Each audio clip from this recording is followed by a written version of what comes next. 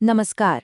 तो चलिए आज एक ऐसे विषय की गहराई में उतरते हैं जो हमारे ग्रह के चेहरे को मतलब उसकी जमीन को तराशता है।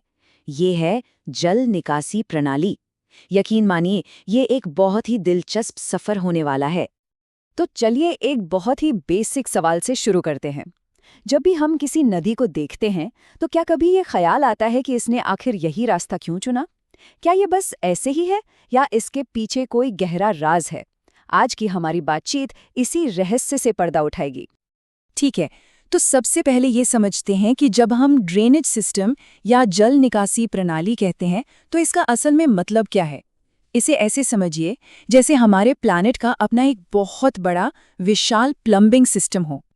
तो ये है इसकी किताबी परिभाषा। मतलब ये सिर्फ एक अकेली नदी नहीं है, बल्कि कई छोटी बड़ी धाराओं का एक पूरा नेटवर्क है जो एक टीम की तरह काम करता है और पानी को उसकी मंजिल तक पहुंचाता है। ये सब बहुत ही ऑर्गेनाइज्ड तरीके से होता है। इस पूरी कहानी को समझने के लिए ये दो शब्द बहुत जरूरी है। ड्रेनेज बेसिन को ना प्रकृति का एक बहुत बड़ा कटोरा समझिए, वो पूरा इलाका जो एक नदी के लिए पानी इकट्ठा करता है।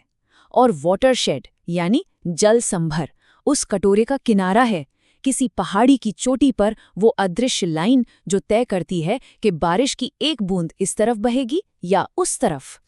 चलिए अब आगे बढ़ते हैं। जितने भी ड्रेनेज प्रणालियां हैं ना, उन्हें मोटे तौर पर दो बहुत ही अलग अलग कैटेगरीज में बांटा जा सकता है और ये एक ऐसा बंटवारा है जो उनके पूरे कैरेक्टर को तय करता है। ये चार्ट इस बंटवारे को बिल्कुल साफ कर देता है। एक तरफ है अनुवर्ती या सीक्वेंस सिस्टम, जो कि नियम कायदों से चलते हैं और जमीन की ढलान के हिसाब से बहते हैं।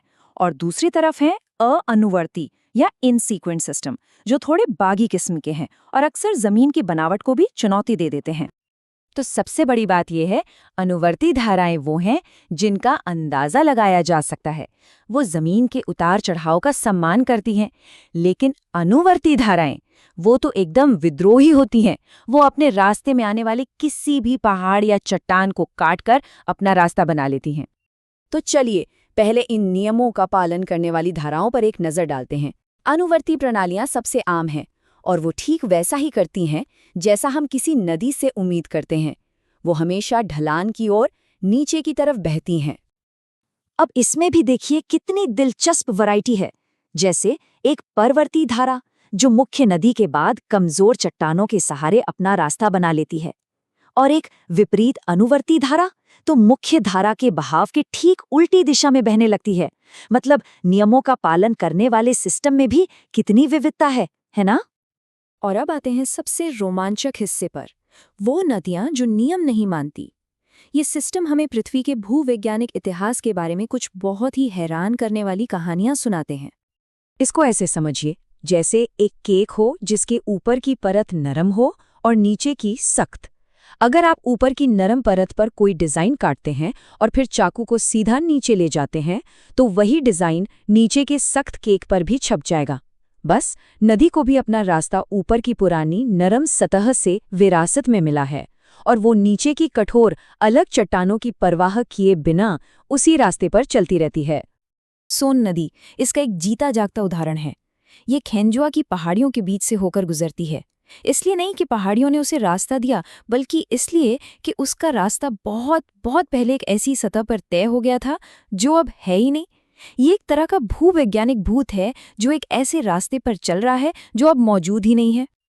और ये तो और भी ज्यादा कमाल की बात है, एक पूर्ववर्ती यानी एंटीसीडेंट धारा इतनी पुरानी और इतनी शक्तिशाली होती है कि जब उसके रास्ते में धीरे धीरे पहाड़ उठने लगते हैं तो वो बस उन्हें काटती जाती है और अपना रास्ता बनाए रखती है, मानो कह रही हो मैं यहाँ पहले थी।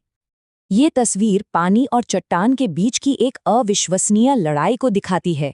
जरा सोचिए उस जबरदस्त ताकत के बारे में जो एक नदी को अपना रास्ता बनाए रखने के लिए चाहिए, जबकि हिमालय जैसी विशाल पर्वत श्रृंखला धीरे धीरे उसके नीचे से ऊपर उठ रही हो। और नतीजा, ये विशाल घाटियां हैं। ये भूवैज्ञानिक समय में पानी की कभी न हारने वाली शक्ति का सबूत है। ये नाम तो जरूर याद रखने चाहिए, सिंधु, सतलुज और ब्रह्मपुत्र।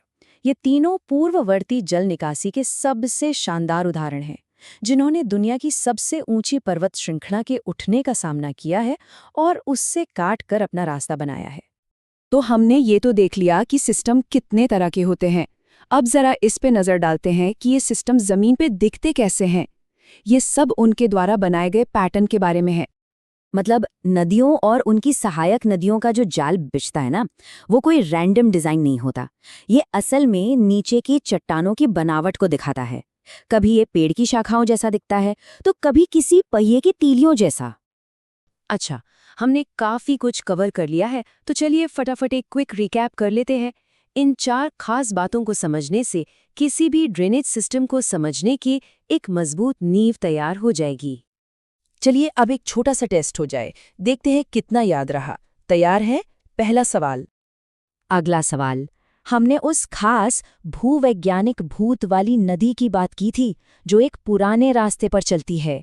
वो कौन सी थी? बड़ा सोचिए, शक्तिशाली सोचिए, हिमालय के बारे में सोचिए। उन बड़ी नदियों में से किसी एक का नाम बताइए। और ये रहा एक और परिभाषा वाला सवाल। याद है वो प्रकृति का कटोरा? उससे क्या कहते हैं? यहाँ प्रक्रिया के बारे में सोचना है, उस विशाल घटना के बारे में जो नदी के रास्ते में आ खड़ी होती है। स्रोत सामग्री में इसके लिए एक और शब्द का इस्तेमाल किया गया था, याद करने की कोशिश करें। ये तो बहुत ही बेसिक शब्दावली का सवाल है, चलिए देखते हैं। उनकी सबसे खास बागी आदत क्या है? वो किस चीज को नहीं मानती हैं? ये सवाल उन उदाहरणों को उनके ज्योग्राफिकल लोकेशन से जोड़ता है।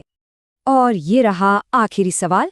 ये हमें अनुवर्ती धाराओं के सबसे बुनियादी प्रकार पर वापस ले जाता है। इस जानकारी पूर्ण प्रस्तुति को संभव बनाया है लॉजिक लैडर इंस्टीट्यूट ने। उनके समर्थन के लिए हम आभारी हैं। अगर इस चर्चा से कुछ नया जानने को मिला हो तो लाइक और सब्सक्राइब करके अपना समर्थन जरूर दिखाएं। आपकी प्रतिक्रिया हमारे लिए बहुत मायने रखती है। और हम आपको इसी विचार के साथ छोड़ जाते हैं। एक नदी सिर्फ बहता हुआ पानी नहीं है, ये समय और भूविज्ञान की एक कहानी है जो धरती के कैनवस पर लिखी गई है। शामिल होने के लिए धन्यवाद।